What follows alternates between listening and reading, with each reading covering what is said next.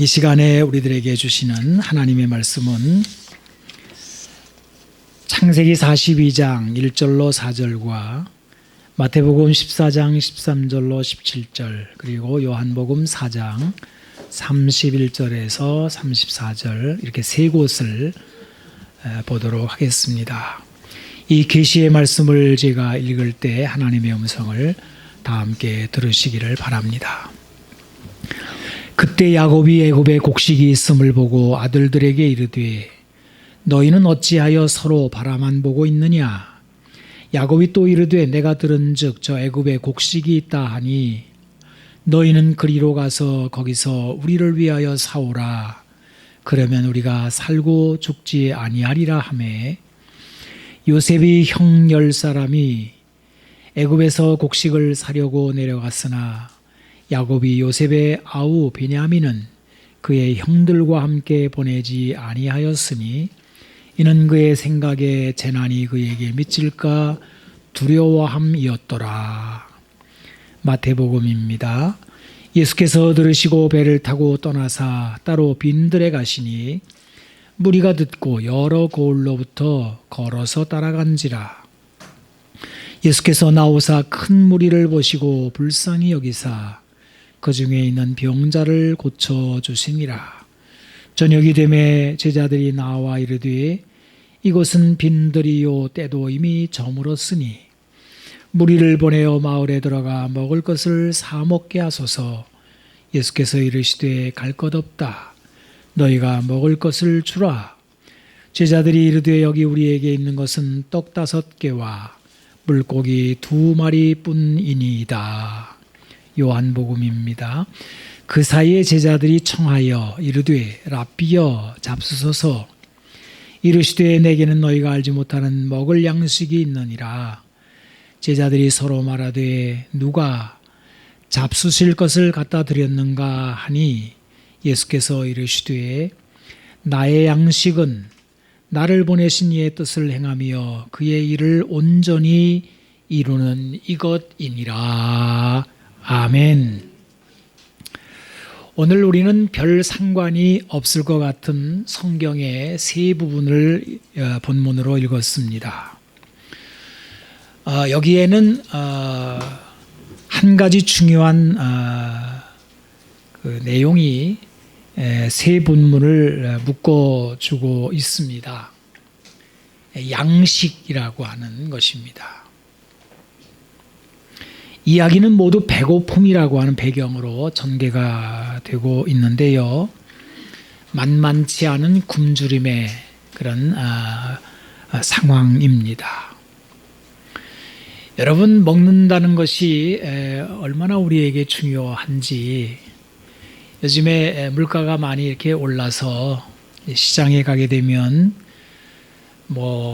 바구니에 물건을 적게 담게 된다고 합니다. 물가가 더 오르게 되면 아예 시장에 가지 않을 수도 있습니다. 그냥 참고 견디는 거지요. 우리나라는 그래도 좀 나은 편인데요. 지금 가난한 나라나 또 어려운 나라들 가운데에는 먹을 것 때문에 폭동이 일어나서 사회가 어지러워지는 것도 볼 수 있습니다. 우리 사람에게는 먹는 양식이 매우 중요한 사안입니다. 자, 먼저 읽은 이 창세기의 이야기는 야곱의 집 이야기입니다. 야곱이 아들들에게 애굽에 가서 곡식을 사오라 이렇게 요청하는 것이 본문의 이야기입니다. 그 이유가 무엇일까요? 전 세계적인 엄청난 기근이 닥쳐왔기 때문입니다. 그래서 창세기 오늘 읽은 본문의 그 앞에 보게 되면 기근이 온 세상에 심했다라는 말씀이 나오고 있습니다. 여러분, 이 기근의 이야기는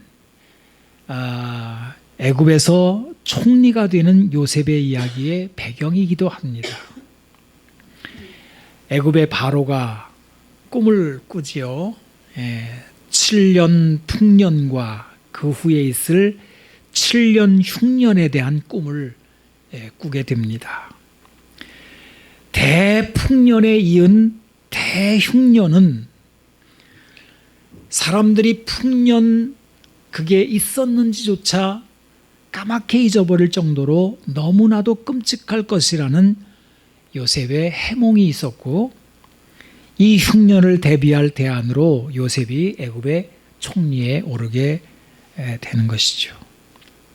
요셉은 14년간의 세월을 치밀하게 관리하면서 이 풍년에 이은 대흉년으로 사람들이 이제 어마어마하게 지금 고통을 당할 텐데, 그런 때에 세상을 구원할 채비를 이제 마치게 됩니다.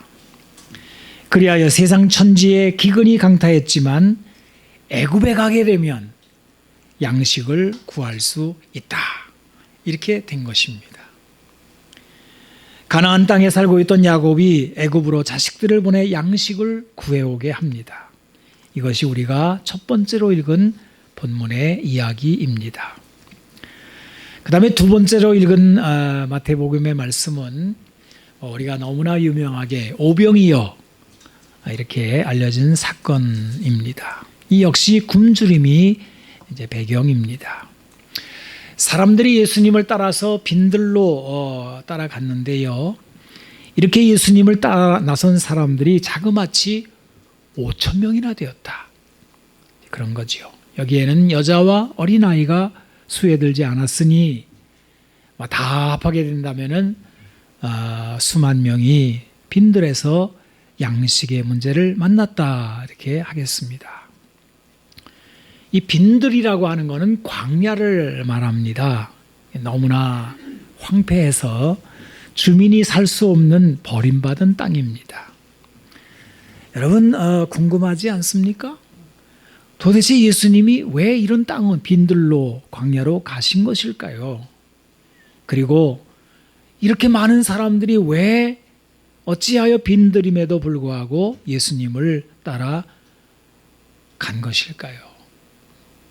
우리는 그 이유를 마태복음 오늘 읽은 본문의 앞부분에서 발견하게 됩니다. 마태복음 14장 이제 시작 부분인데요. 여기에는 헤롯 왕이 세례 요한을 처형하는 이야기가 담겨 있습니다. 헤롯이 자기 동생의 아내 헤로디아를 취합니다. 세례 요한이 이것을 책망하다가 옥에 갇힌 후 참수되었습니다. 헤롯의 생일, 부정한 여인 헤로디아가 자기 딸의 요염한 춤을 내세워 요한의 목을 베어 소반에 담아 선물로 받은 괴악한 사건입니다. 왕실의 추문과 의로운 선지자의 죽음의 소문이 삽시간에 백성들 사이에 퍼져 나갔습니다.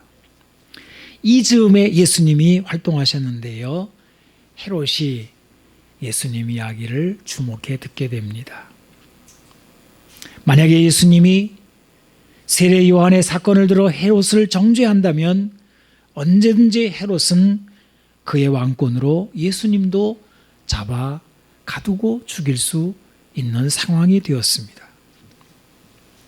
여러분, 세례 요한과 예수님은 어떻게 다를까요? 세례 요한은 한 번도 기적을 행한 적이 없습니다. 하지만 예수님은 수많은 기적과 능력을 나타내셨습니다. 맹인들의 눈을 뜨게 하고 바람과 바다를 잔잔케 하시고 귀신들을 제압하는 일들을 하였기 때문에 헤롯 왕이 그 얘기를 들은 것입니다. 이게 세례 요한과 다른 모습입니다. 사람들은 이런 초자연적인 능력으로 못된 헤롯 왕을 예수님이 제압해 주실 것을 기대하게 됩니다. 예수님의 능력의 말씀 앞에 헤롯이 거꾸러진다면 세상은 달라지지 않겠습니까? 그런데 예수님은 이런 사람들과 제자들의 기대와는 달리 헤롯을 피하여 빈들로 가신 것입니다. 여러분, 마태복음 14장 13절을 다시 제가 읽어보겠습니다. 예수께서 들으시고 배를 타고 떠나사 따로 빈들에 가시니 무리가 듣고 여러 고을로부터 걸어서 따라간지라. 예수님이 세례 요한의 부당한 죽음의 이야기를 들으시고 빈들로 가신 것입니다. 그런데 거기에 사람들이 따라 나섰단 말이에요. 여러 고을로부터 이렇게 말을 했는데요.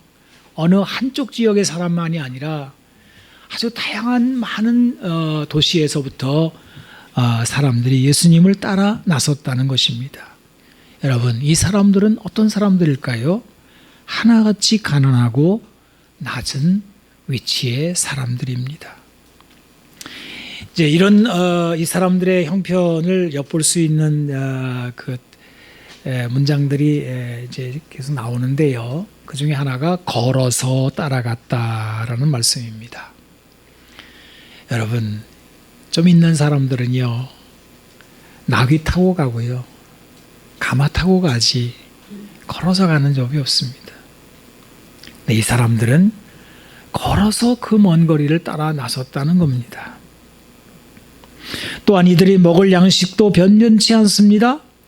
뭐 이것저것 좀 싸가지고 갔는지 모르지만 인해동이 나버렸어요. 이들은 대책도 없이 예수님을 따라 나선 사람들입니다. 이들 중에는 병자도 있었다라고 이야기를 합니다.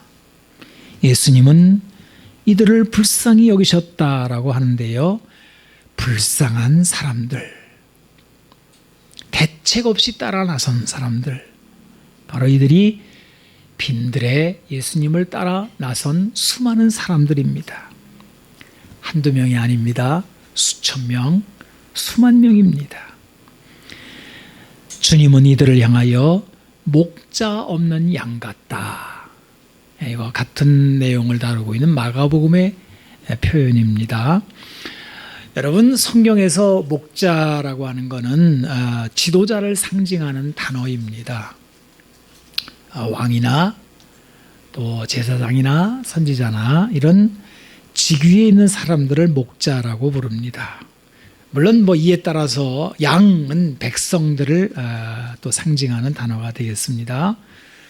그런데 이 목자와 양으로 관계에 또 비교되는 이 표현에서 양의 행복은 전적으로 목자에게 달려 있습니다. 이번에 영국의 엘리자베스 여왕이 서거하셨는데 이분이 자그마치 70년을 왕좌에 있었다 하는 거죠. 여러분, 영국은 이제 왕제도입니다. 왕국이죠. 네, 왕은 등극하지만 통치하지는 않는다. 통치는 이제 총리가 이제 하는 거죠. 또 영국에는 왕정에 반대하는 사람들도 많다 그래요. 왕이 뭐 필요하냐? 돈만 쓰지. 이제 이런 분들도 있다고 그래요. 그러나 이 엘리자베스 여왕이 얼마나 역할을 잘했는지 10분 역할을 발휘해서 백성들의 존경을 받습니다. 이 여왕이 연설을 70년 동안 참 많이 했는데 큰 세계대전도 있었잖아요. 그리고 근자에는 코로나19 때문에 아마 이분이 연설한 게 작년에 마지막 코로나 연설 때인 것 같은데 이 위기에 처한 백성들을 위로하고 소망을 주는 메시지 그 하나를 전해서 나라를 안돈시켰다 하는 거죠. 여왕의 한마디가 백성들에게 위로를 주고 또 힘을 준 것입니다. 그래서 여왕이 돌아가실 때 얼마나 많은 조문객들이 그냥 쭉 줄을 서가지고 애도를 하고 흠모하고 하는 것을 우리는 뉴스를 통해 보고 있습니다. 등극하나 통치하지 않은 왕이지만 그 역할과 영향이 이렇게 큰 겁니다. 이게 지도자인 거예요. 여러분, 헤롯 왕이라 지금부터 2000년 전에 유대를 다스리고 있던 이 헤롯 왕, 뭐 등극만 한 왕이 아닙니다. 모양만 왕이 아니에요. 전권을 가지고 있는 왕입니다. 그때는 삼권 분립이라는 게 없어요. 왕이 다 갖고 있는 거예요. 자, 이런 왕이 잘하면 얼마나 좋겠습니까? 그런데 동생의 아내나 취하고 의로운 선지자나 칼로 죽이고 막 이런 형편없는 부패를 막 하니 백성들이 막, 여러분 뭐 이거 단면도고요. 어떻게 통치했겠습니까? 백성들이 죽어납니다. 절망합니다. 예수님을 따라 나섰던 숱한 백성들이 목자 없는 양 같다라고 하는 게 그런 얘기란 말이에요.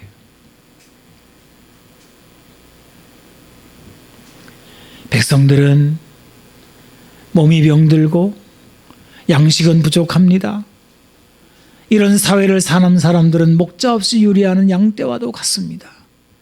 도처에 불의가 판을 치고 강자가 약자를 괴롭혀도 하소연할 데가 없고 억울하게 죽어도 그거를 대변해 줄 어떤 권력도 없는 겁니다.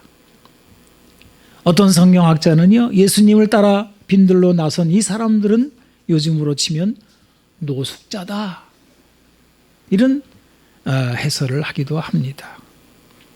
예수님은 이들을 불쌍히 여기시며 먹을 것이 떨어진 그 상황에서 제자들에게 이렇게 말씀하신 거예요. 너희가 먹을 것을 주어라 그래요. 좀 어이가 없지 않습니까? 제자들도 좀 당황했던 것 같아요. 요한복음에 보게 되면 빌립이라고 하는 제자가 예수님, 사람들한테 돈을 조금씩 받아서 이렇게 모아도요 200데나리온 갖고 안 될 것 같은데요, 이렇게 말을 합니다. 빌립은 이 무리가 어떤 무리인지 형편을 잘 알았던 것 같아요. 이들 중에 어느 누구도 큰 돈을 가지고 있지 못하다는 겁니다. 또 안드레라고 하는 제자는 이런 또 제안을 하죠. 예수님, 여기 살펴보니까 어린아이 하나가 도시락을 갖고 있는데 보니까 보리떡 5개, 물고기 2마리를 가지고 있습니다.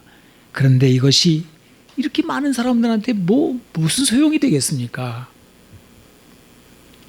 어찌어찌 구한다는 것이 작은 아이의 도시락뿐이라고 하는 보고를 예수님께 했습니다. 오늘 우리가 읽은 마태복음 본문에는 이렇게 기록되어 있습니다. 제자들이 이르되 여기 우리에게 있는 것은 떡 5개와 물고기 2마리뿐입니다. 여기 우리에게 있는 건 5병이요 뿐, 요것뿐. 이게 제자들의 답변이에요.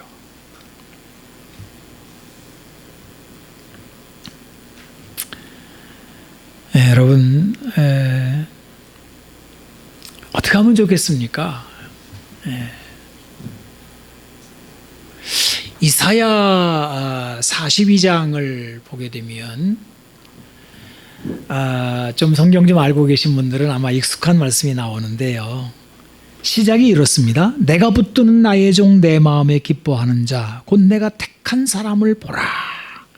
이렇게 시작을 합니다. 이게 장차 오실 메시아에 대한 예언의 말씀입니다. 내가 나의 영을 그에게 주었은즉 그가 이방에 정의를 베풀리라.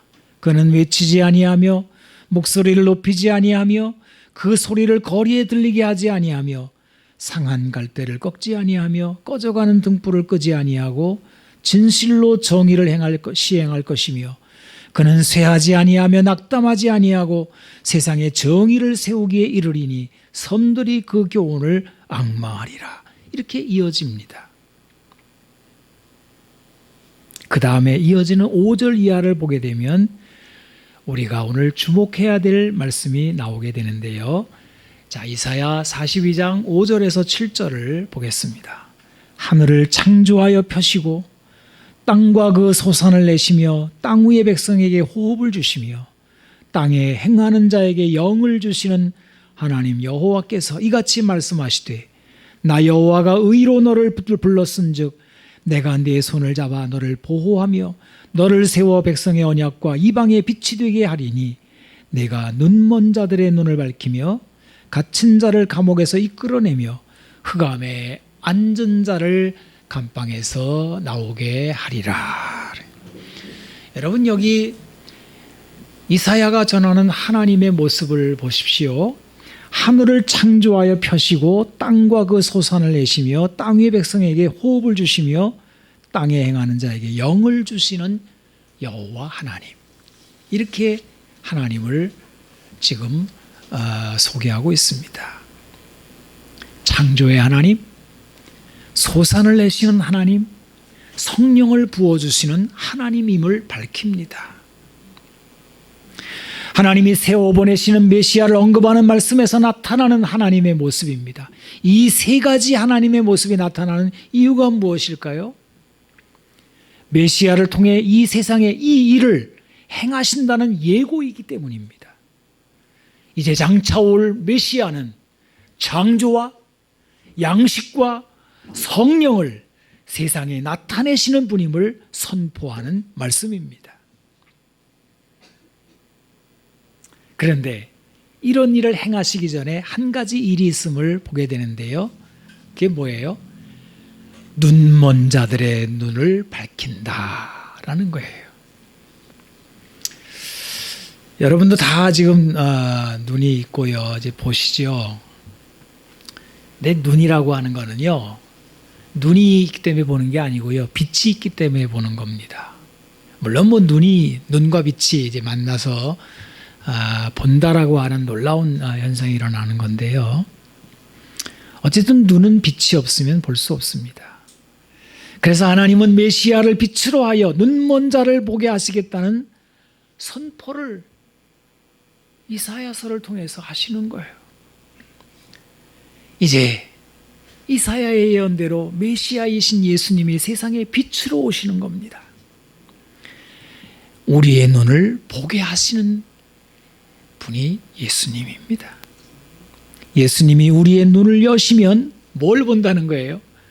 하나님이 어떤 분임을, 아까 말한 세 가지, 창조와 양식을 주시는 것과 성령을 주시는 이런 일들을 보게 된다는 거예요. 여러분, 눈 먼 자와 눈을 보는 자의 차이가 이것입니다. 예수님은 빈들에서 작은 양식을 손에 받았습니다. 이것뿐입니다. 이거 뭐가 되겠습니까? 생각해 보세요, 여러분. 5천 명, 남자만 5천 명인데 요만큼 있는 거예요. 오병이어가 5천 명을 먹일 양식이 되는 것은 하나님의 창조 행위입니다.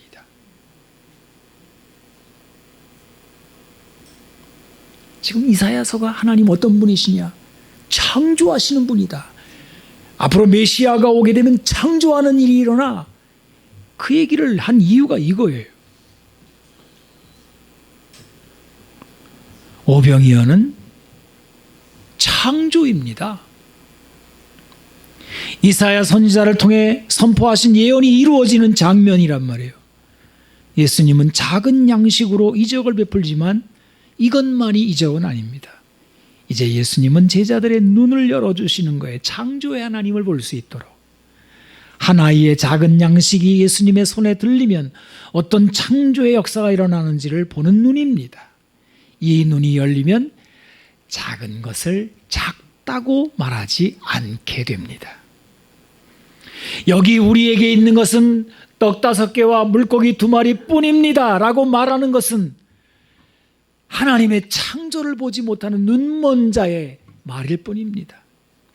그런데 예수님은 빛으로서 눈을 열어주시는 거예요. 작은 것도 주님의 손에 들리면 달라진다는 것을 깨달아 아는 눈이 열리는 것입니다. 여러분, 작은 것 속에 큰 것을 보게 하는 눈뜸의 기적이 오병이어의 기적만큼이나 중요한 것을 아시겠습니까? 오병이어만 기적이 아니에요. 눈이 열어지는 것도 기적이란 말이에요.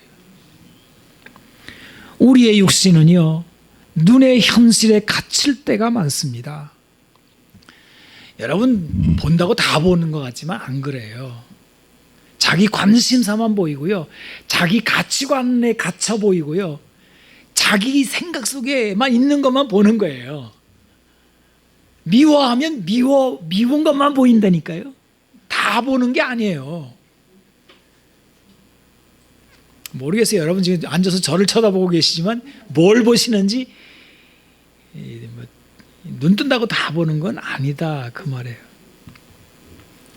우리는 얼마나 우리 생각에 갇혀서 그냥 말을 이렇게 가리잖아요. 너는 앞만 보고 달려가 그래야죠. 옆에 보면 딴짓하니까 하는 것처럼 우리는 우리 스스로 속에 갇혀가지고 내가 보려고 하는 것만 딱 보고 그리고는 아이고 탄식하고 있을 때가 얼마나 많은지 몰라요.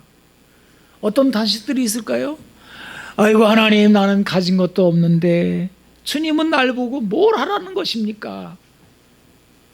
하면서 너희가 먹을 것을 주어라 하시는 주님의 명령에 우리는 당황하고 어떡하란 말이야?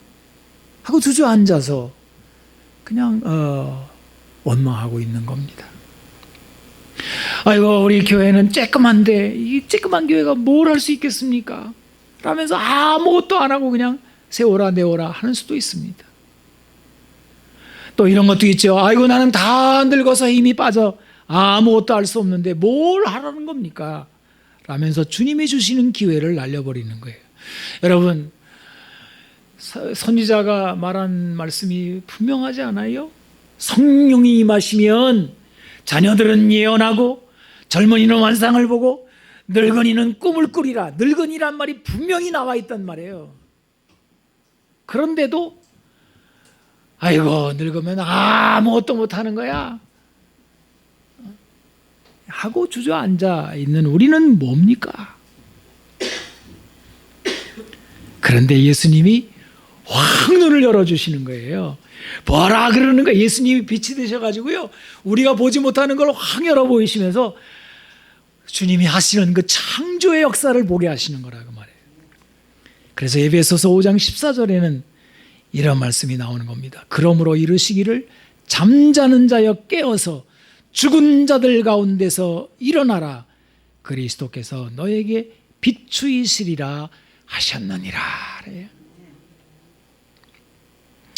여러분 예수님이 보라고 하시는 게 있습니다. 우리는 잘 안 보려고 그래요. 근데 예수님은 봐 이것 좀 봐 하고 우리 빛을 비추셔서 우리의 눈을 열어주시고 보라고 하는 게 있는 거예요. 요한복음 4장은 먹을 양식을 넘어서 또 다른 양식이 있음을 보여주는 말씀입니다. 예수님이 제자들과 함께 종종 여행을 하셨는데요. 요한복음 4장은 예수님이 유대를 떠나서 이제 갈릴리로 가시는 와중에 그 사이에 사마리아가 있거든요. 거기를 통과하면서 생긴 이야기입니다. 그런데 이 사마리아는 유대인들에게는 아주 껄끄러운 지역입니다. 오래 관계가 막힌 불편한 이웃입니다.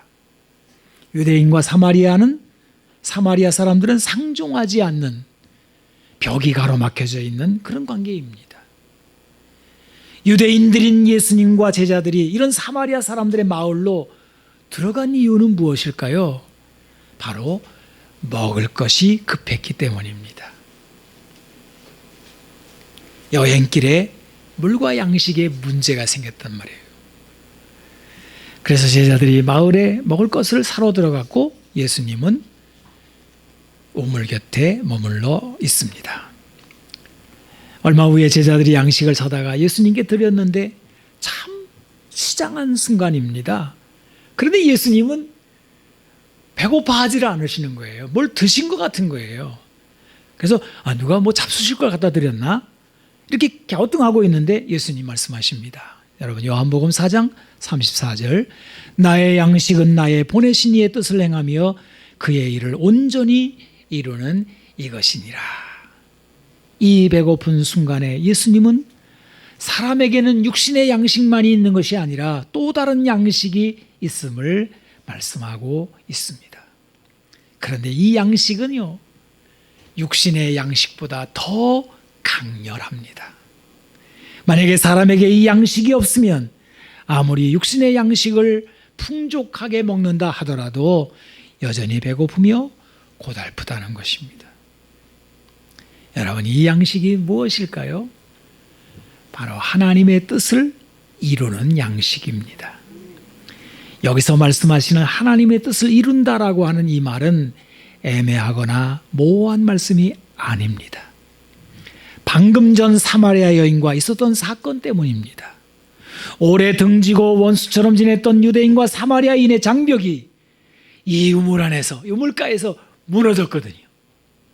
의심과 불신과 증오의 관계가 신뢰와 기쁨의 관계가 되는 이적이 방금 예수님이 이 우물가에서 사마리아 여인과의 대화에서 이루어지고 있었던 거예요. 이것이 바로 예수님 말씀하시는 하나님의 뜻을 이루는 양식입니다. 이 밥을 먹은 사람의 얼굴은 빛이 나고요, 그의 영혼은 배부릅니다. 그래서 육신의 양식을 좀 못 먹었어도 배고픈 줄을 모르는 거예요.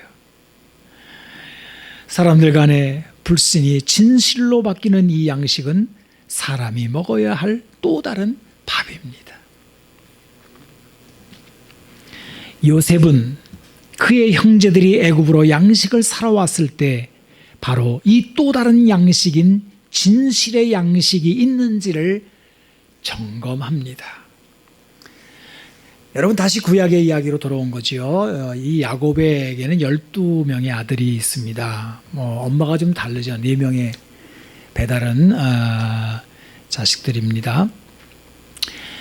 이 12명의 형제들이 성장을 하면서 이게 벽이 생겨요. 10명의 형들이 11번째 아들인 요셉을 미워해서 애굽의 노예로 팝니다. 형제가 형제를 노예로 팔았다고요.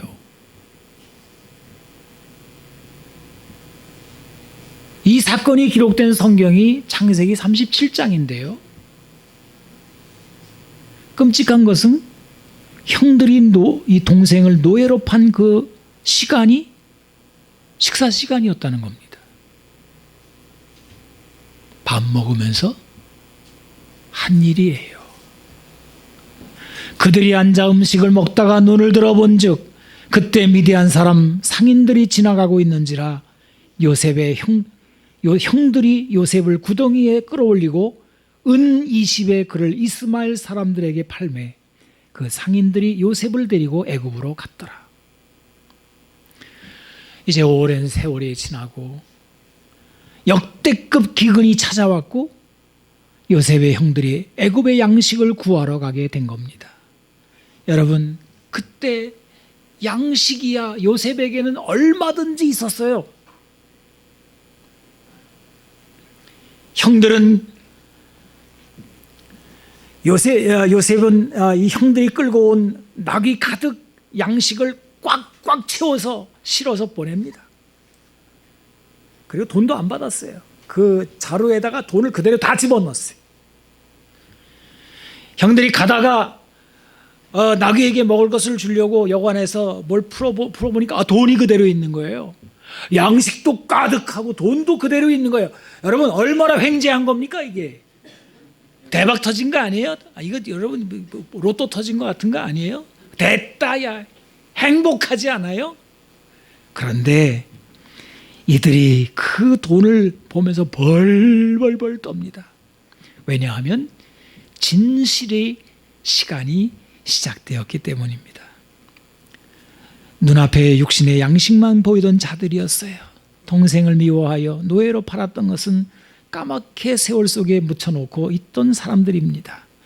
그런데 양식을 사러 낯선 곳에 와가지고 보니까 총이라는 사람이 자기들을 만나주더니 그냥 순순히 양식을 내주는 게 아닌 거예요. 뭘 자꾸 물어보는 거예요. 꼬투리를 잡고 아버지는 계시냐, 형제들이 어떻게 되냐 물어보는 거예요. 그러면서 자기들을 다 그냥 과거 속에 묻어두었던 숨겨두었던 그런 것들을 막 캐내기 시작하는 거예요. 진실을 드러내기 시작하는 거예요. 아픈 과거가 들춰지면서 육신의 양식만 해결하면 다라고 여기던 것들이 하나씩 하나씩 벗겨지기 시작합니다.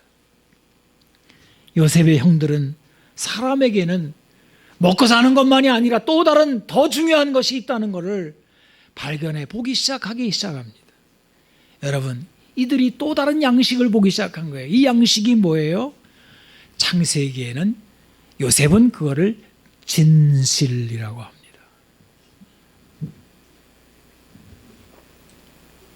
여러분, 창세기 42장 16절을 제가 보겠습니다. 너희 중 하나를 보내어 너희 아우를 데려오게 하고 너희는 갇히어 있으라.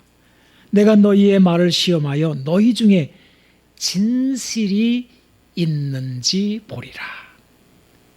너희 중에 진실이 있는지 보리라. 양식과 진실, 이 두 가지를 같이 생각해 보라는 것입니다.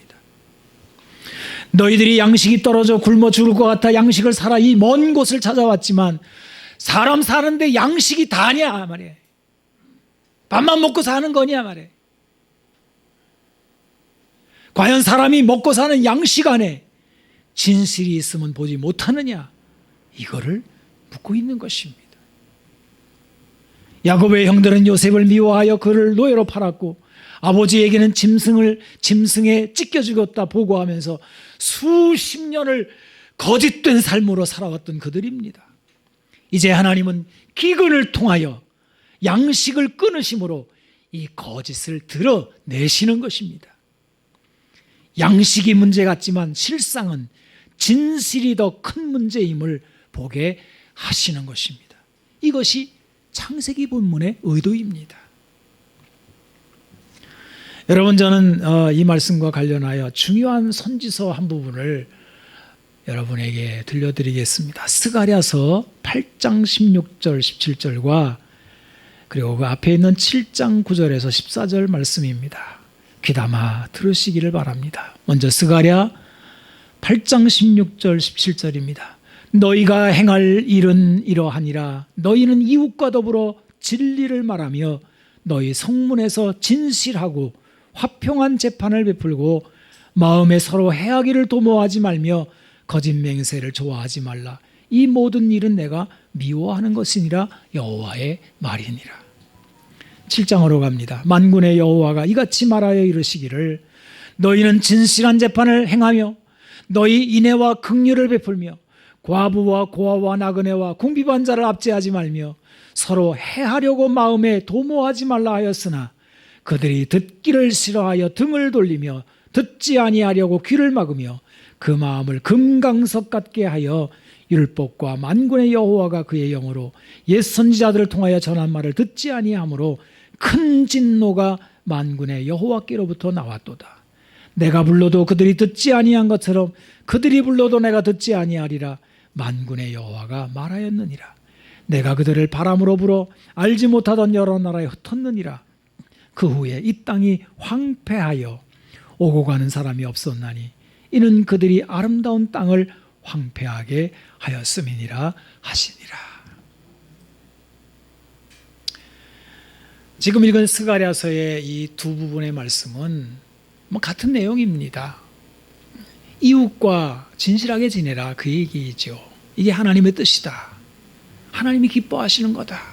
이웃과 진실해라. 이것이 하나님 명하시는 뜻이다라는 말씀입니다. 예수님이 사마리아에서 말씀하신 바로 그 하나님의 뜻을 이 선지서에서 찾아볼 수 있는 거죠. 그런데 이렇게 외치고 있는 하나님의 말씀과 달리 이스라엘 백성들은 거짓과 압제로 하나님의 뜻을 저버리고 이웃을 대합니다. 여러분, 이것 때문에 어떤 일들이 일어났는지에 대해서 말씀하고 있는데 땅이 황폐해졌다는 거예요. 여기 기근이라는 단어는 나오지 않지만 땅에 기근이 일어나는 이유가 바로 사람이 진실함을 잃어버림에 있음을 선포하는 것입니다. 이 땅은요, 참 놀라운 하나님의 작품입니다. 제가 언제 한번 땅을 공부한 세미나에 가본 적이 있는데 이 식물이 자라는 이 땅이 이게 그렇게 오묘한 거라네요. 그래서 이게 한번 이게 막 확 쓸려나가게 되면은 이게 한번 회복되는 시간이 많이 걸린대요. 땅이라고 막 그냥 되는 대로 막 아무렇게나 막 식물이 자라는 게 아니고 그 안에 있는 모든 그 안에 뭐 오묘한 것들이 다 이렇게 섞여가지고 기가 막혀서 그냥 식물이 그렇게 자라는 거래요. 정말 하나님의 작품이지요. 근데 이 땅이라는 게 얼마나 놀라운지 어마어마 씨 하나를 심으면 30배, 60배, 100배가 나오잖아요. 하나만 심어도요. 좋은 땅이 그렇잖아요. 근데 이 땅이 황폐해지게 되면 다 그냥 말라 죽는 거예요. 안 되는 거예요. 다 죽는 거예요. 암만 갖다가 뭘 해봐도 안 되는 거예요. 그런데 그 땅이 어디와 관련이 됐냐?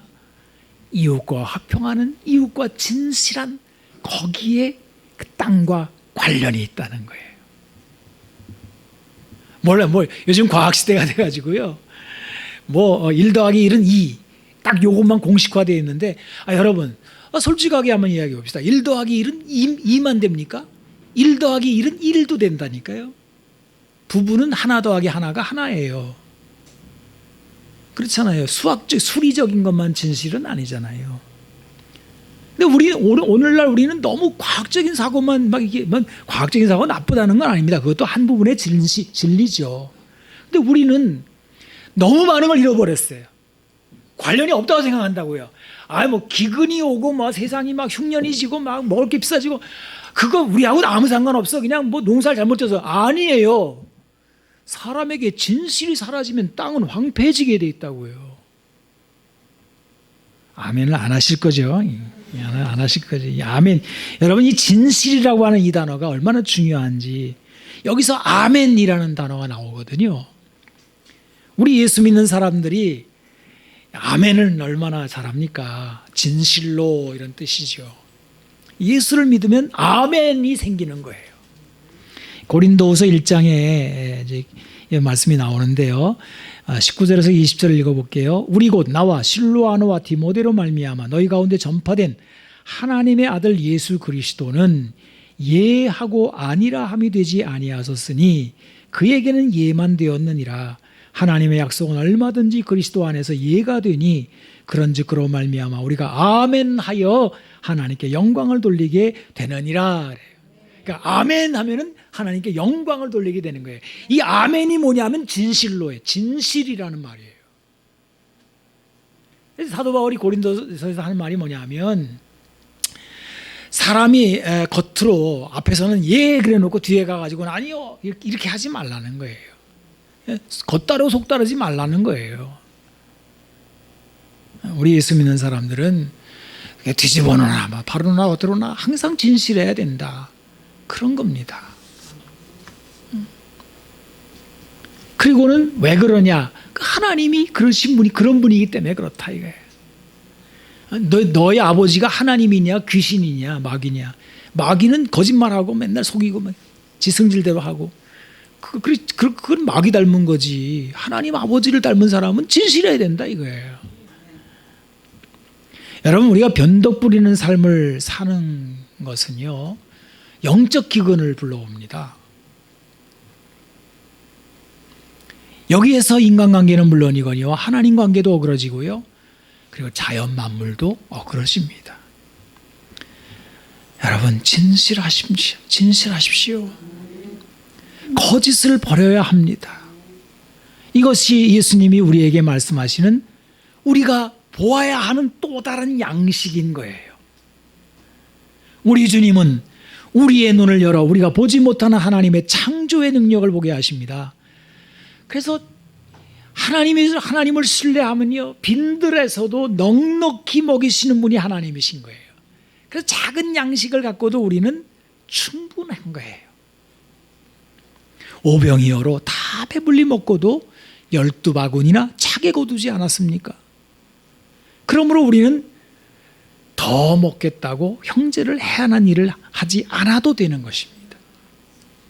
저는 오랫도록 이렇게 목회 일을 하면서 여러분 제 마음을 좀 제가 이렇게 교회 안에서 왜 이렇게 헐떡헐떡거리고 불평을 하고 해야 되는지 이건 하나님 잃어버린 거다. 뭐 없어서 그런 건 아니다. 여러분, 교회가 뭐 돈이 없다, 뭐 사람이 없다, 뭐가 없다, 뭐가 없다 이렇게 하지만요. 그거 없는 게 아니야. 하나님이 없는 거예요. 오병이어 갖고 이렇게 놀라운 창조 역사를 하신 분이 주님이시고 그 예수님이 우리 교회의 머리가 되시는데 뭐가 걱정이냐는 거예요. 그거를 눈을 들어 보라는 것입니다. 자, 이제 이 세 창세기의 말씀, 마태복음, 요한복음 이 세 부분의 말씀을 엮어서 여러분에게 말씀 풀어드리고요. 이제 우리 주님이 친히 하신 말씀을 읽음으로 오늘 설교를 마치려고 합니다. 마태복음 6장 25절에서 33절에 있는 귀한 말씀입니다. 그러므로 내가 너희에게 이르노니 목숨을 위하여 무엇을 먹을까? 무엇을 마실까? 몸을 위하여 무엇을 입을까? 염려하지 말라. 목숨이 음식보다 중하지 아니하며 몸이 의복보다 중하지 아니하니야. 공중의 새를 보라. 심지도 않고 거두지도 않고 창고에 모아들이지도 아니하되 너희 하늘 아버지께서 기르시나니 너희는 이것들보다 귀하지 아니하니야. 너희 중에 누가 염려함으로 그 키를 한 자라도 더할 수 있겠느냐? 또 너희가 어찌 의복을 위하여 염려하느냐? 들의 백합화가 어떻게 자라는가 생각하여 보라. 수고도 아니하고 길쌈도 하지 아니하느니라. 그러나 내가 너희에게 말하노니 솔로몬의 모든 영광으로도 입은 것이 이 꽃 하나만 갖지 못하였느니라. 오늘 있다가 내일 아궁이에 던져지는 들풀도 하나님이 이렇게 입히시거든 하물며 너희일까 보냐. 믿음이 작은 자들아. 그러므로 염려하여 이르기를 무엇을 먹을까, 무엇을 마실까, 무엇을 입을까 하지 말라. 이는 다 이방인들이 구하는 것이라. 너희는 먼저 너희 하늘 아버지께서 이 모든 것이 너희에게 있어야 할 줄을 아시느니라. 그런즉 너희는 먼저 그의 나라와 그의 의를 구하라. 그리하면 이 모든 것을 너희에게 더하시리라.